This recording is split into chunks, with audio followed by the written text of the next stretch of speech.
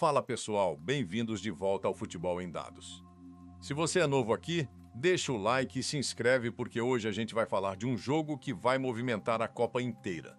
Brasil contra a Escócia no Hard Rock Stadium em Miami. Terceira rodada do Grupo C e acredita, esse não é um jogo qualquer.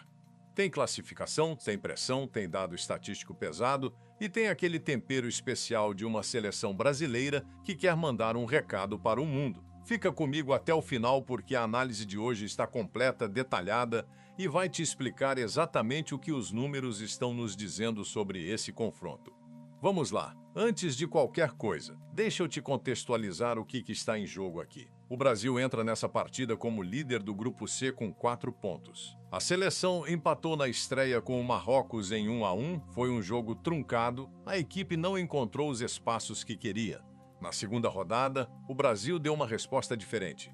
Goleou o Haiti por 3-0 com um futebol vistoso, vertical e muito eficiente. Já a Escócia tem 3 pontos. Venceu o Haiti na abertura por 1-0, mas foi completamente anulada pelo Marrocos na segunda rodada. Uma derrota por 1-0, onde os escoceses não conseguiram sequer um chute na direção do gol. Um dado assustador. Isso não é azar, é tendência, e os dados confirmam. Agora vamos para as probabilidades. Baseado em dados históricos, forma recente, desempenho ofensivo e defensivo nessa Copa, o modelo que usamos aqui projeta 72% de chance de vitória do Brasil, 18% de empate e apenas 10% de chance de vitória da Escócia. E olha, esse não é um número jogado ao vento. Ele vem de uma construção estatística séria que inclui o Elo Ranking das seleções, o XG médio por partida, o XGA, que é o gols esperados sofridos, padrão de criação de chances, qualidade dos desfalques, histórico em condições similares e muito mais. Alta. Resultado projetado. Brasil vencendo entre 0 a 3. Mas agora a gente vai destrinchar cada camada disso. Vamos começar pela parte tática, porque é aqui que a diferença fica mais evidente.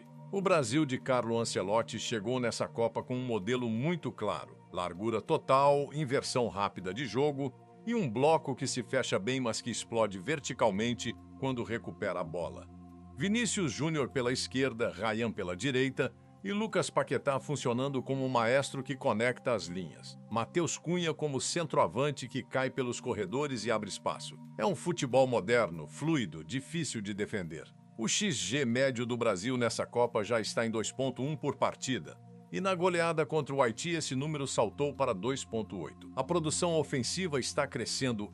A Escócia? Steve Clarke deve entrar com o 5-4-1, o famoso low block europeu, tentando reduzir o espaço entre as linhas e forçar o Brasil a criar de fora da área. No papel parece razoável. Na prática, os dados mostram que a Escócia sofre com um XGA de 1,6 quando enfrenta equipes do top 10 da FIFA. Ou seja, mesmo sem sofrer gols, o que é difícil, as equipes de elite criam quase 2 gols esperados contra eles. E o Brasil está muito acima dessa média de criação. Além disso, o modelo defensivo da Escócia com 5 defensores depende de laterais velozes para cobrir as pontas adversárias. E é justamente aqui que o problema começa. Nathan Patterson, que deve jogar na direita, está com ritmo de jogo comprometido, não entrou nos últimos treinamentos coletivos na véspera da partida. E ele vai ter que marcar Vinícius Júnior. Vinícius Júnior. Quem vai fazer isso? Do outro lado, Patterson tende a sofrer em duelos de velocidade e o modelo ofensivo brasileiro já sabe disso. A tendência é de que o Brasil explore exaustivamente esse corredor, forçando a Escócia a tomar decisões táticas difíceis muito cedo. Se abrem espaço no corredor esquerdo, Vini explode. Se fecham o corredor para ajudar Patterson, criam lacunas centrais para Paquetá e Matheus Cunha infiltrarem. Agora vamos falar dos desfalques, porque isso tem peso 5 estrelas nessa análise. Do lado brasileiro, a principal baixa é Rafinha. O atacante do Barcelona sofreu uma lesão muscular na coxa contra o Haiti e está confirmado como desfalque. A perda é considerável, porque Rafinha era titular absoluto e um dos criadores principais do lado direito. Mas a reposição não é necessariamente fraca. Rayan, a jovem promessa do Bournemouth, deve assumir a posição e tem mostrado qualidade e velocidade em treinamentos. E tem mais. Neymar voltou aos treinos. Isso mesmo. O maior ídolo da seleção está apto para jogar, mas deve começar no banco como opção tática de luxo para o segundo tempo. Só a presença dele no banco de reservas já muda o jogo psicologicamente. Já o lado escocês vive um drama médico real. Aaron Hickey, que deveria ser o lateral esquerdo titular, não participou dos últimos treinamentos coletivos. Scott McKenna, zagueiro central, também é dúvida. E Lewis Ferguson, o volante que dá equilíbrio ao meio-campo, está com limitações físicas. 3 peças importantes fora ou em situação delicada ao mesmo tempo. Para uma seleção que já depende excessivamente de seus titulares, isso é um golpe enorme. O banco escocês não tem a mesma qualidade para repor e a profundidade de elenco é notoriamente inferior à do Brasil, que pode fazer rotações de alto nível sem perder qualidade. Tem um dado aqui que eu quero que você preste atenção: fadiga. Os dois times chegam com 4 dias de intervalo desde a última partida. Matematicamente parece justo, mas na prática não é.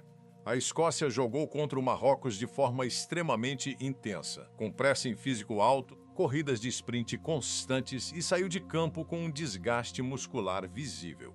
Tanto que os treinos individuais de peças-chave na véspera dessa partida não são coincidência, são sinal. O Brasil, por outro lado, controlou a posse de bola contra o Haiti, venceu com conforto e poupou os jogadores no segundo tempo. Menos desgaste físico, mais recuperação real. E tem mais um fator que os dados não mentem. A temperatura em Miami na hora do jogo está projetada para 29 graus, com 75% de umidade relativa do ar. Esse calor úmido é extremamente agressivo para equipes europeias. O Brasil, historicamente, sabe jogar nessas condições. A Escócia, não por falar em ambiente, vamos falar de algo que os modelos puramente estatísticos às vezes deixam de fora, mas que tem impacto real: o contexto do estádio. O Hard Rock Stadium em Miami é um dos redutos mais apaixonados da torcida brasileira nos Estados Unidos. A estimativa é de que mais de 80% do público no jogo estará trajado de verde e amarelo. A comunidade brasileira na Flórida é uma das maiores do ZEUA e o histórico do Brasil jogando nesse estádio é de vitórias. Não é definitivo, é mais um dado dentro do contexto. Mas a Tartan Army, apesar de toda a paixão que tem, vai encontrar um ambiente que claramente não é neutro. Agora vamos falar da tendência de gols, porque esse dado também é muito relevante para entender a dinâmica da partida. O modelo projeta over 2,5 gols. Ou seja, mais de 2,5 gols no total. E por quê?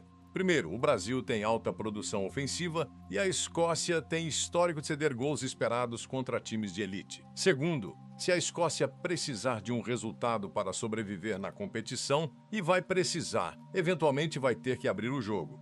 Quando isso acontecer, os contra-ataques brasileiros tendem a ser letais, especialmente com Vinícius Júnior em velocidade contra defensores cansados. A receita para mais de 3 gols está clara, é o contexto de pressão. Esse é outro ângulo importante. Para o Brasil, a vitória significa o primeiro lugar do grupo e a capacidade de escolher o cruzamento nas oitavas de final, evitando uma colisão precoce contra uma potência como França ou Argentina. Perder esse primeiro lugar pode complicar o caminho até a final. Para a Escócia, o jogo é literalmente uma final. Com 3 pontos, precisam pelo menos de um empate para entrar na briga como um dos melhores terceiros colocados. Uma vitória histórica seria a classificação direta.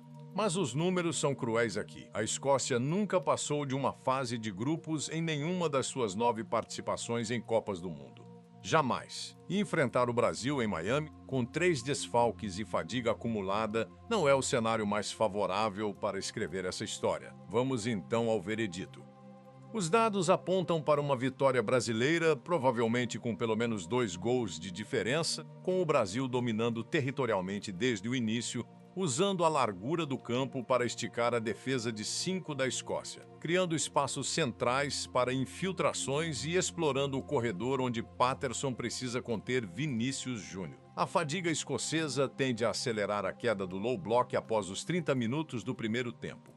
O Brasil deve abrir o placar na primeira etapa, o que vai forçar a Escócia a sair do seu esquema reativo. A partir daí, os contra-ataques brasileiros devem selar o resultado. Mas, e aqui eu sempre digo isso aqui no canal, os dados mostram probabilidades, não garantias. O futebol tem fatores que nenhum modelo consegue capturar por completo. Uma decisão tática inesperada de Clark, um gol de escanteio, uma expulsão, um momento emocional que muda o ambiente do jogo. McTominay e McGinn são peças de qualidade em bolas paradas e podem surpreender. A Escócia com a faca no pescoço pode ser uma equipe perigosa. Os 10% de chance de vitória escocesa existem por isso. O futebol é humano e imprevisível. E a gente respeita isso. Se você curtiu essa análise, deixa o like aqui embaixo. Isso ajuda muito o canal a crescer e a continuar trazendo esse tipo de conteúdo aprofundado para você. Comenta o que você acha do jogo, qual é o seu palpite, quero ver sua leitura nos comentários. Se inscreve no Futebol em Dados e ativa o sininho para não perder nenhuma análise. A gente se vê na próxima partida.